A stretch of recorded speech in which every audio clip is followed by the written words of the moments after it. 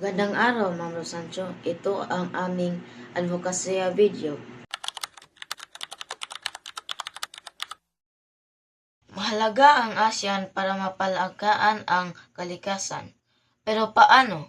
Ang ASEAN ay may mahalagang papel sa pagtatag ng mga programa upang maprotektahan ang kalikasan gaya ng ASEAN Policy Framework on Environment and Climate Action.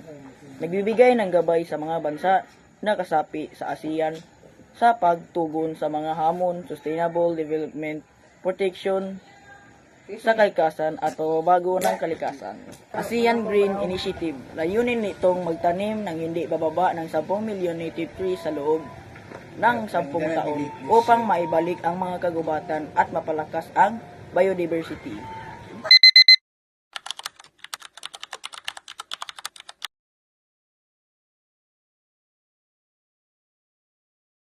Magtulungan tayo bilang ASEAN para sa kinabukasan.